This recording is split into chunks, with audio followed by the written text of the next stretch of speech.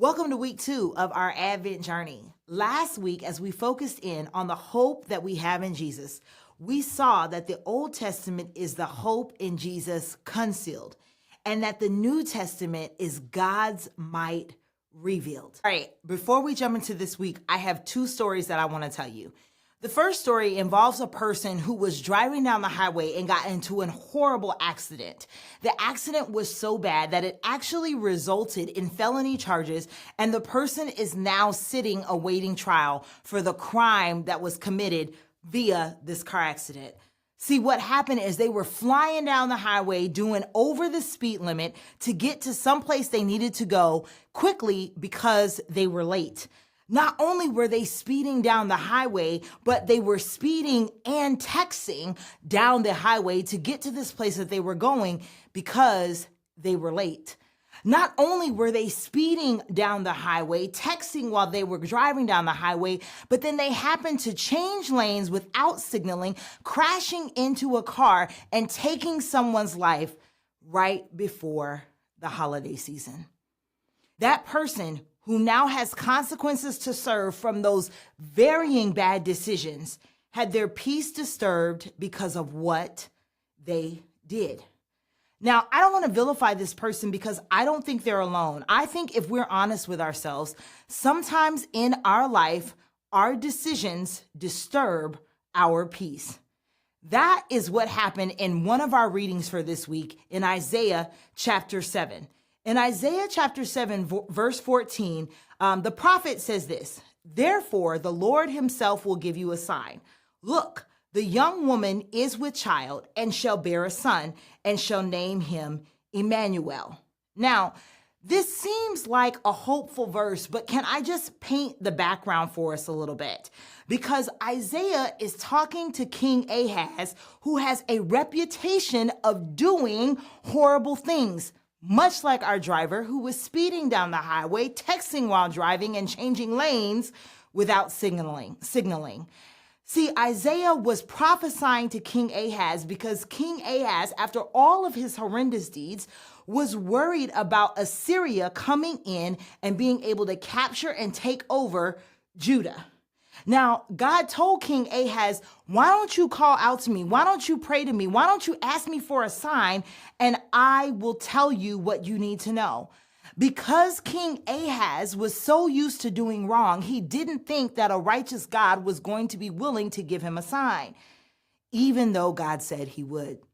So King Ahaz doubted God, and Isaiah wound up coming to King Ahaz and giving him the sign anyway, that God was still going to protect Judah.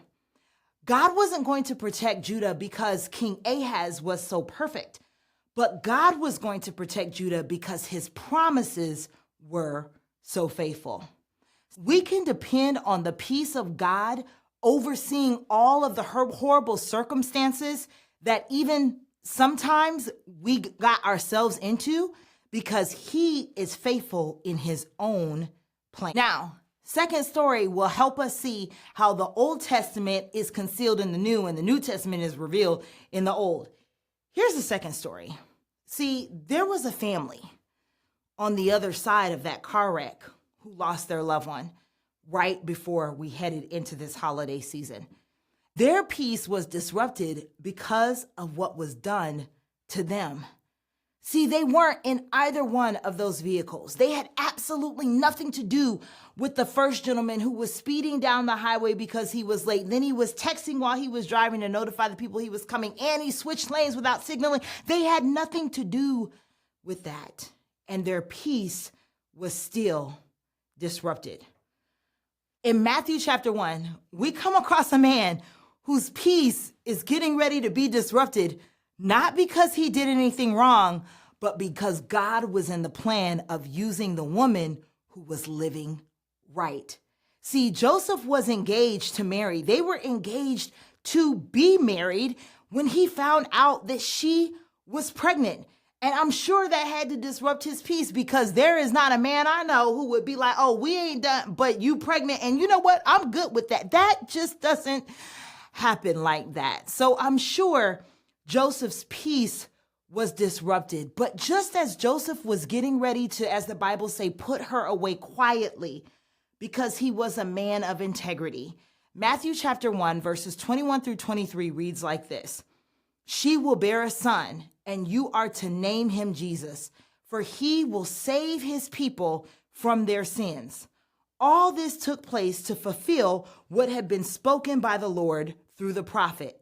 Look, the virgin shall become pregnant and give birth to a son, and they shall name him Emmanuel, which means God with us.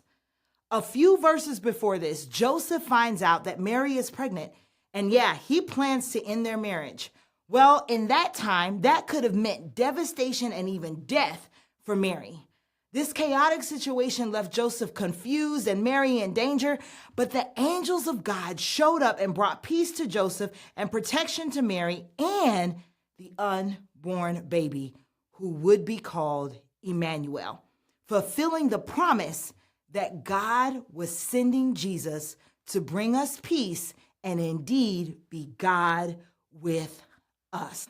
As you go about this week and read through the other days of the devotionals, we want you to remember three things. That one, we can have peace in God's plan. Two, we can have peace in God's protection. And three, we can have peace in God's promises. The Old Testament is the peace in Jesus concealed, and the New Testament is God's peace revealed. Have a great week.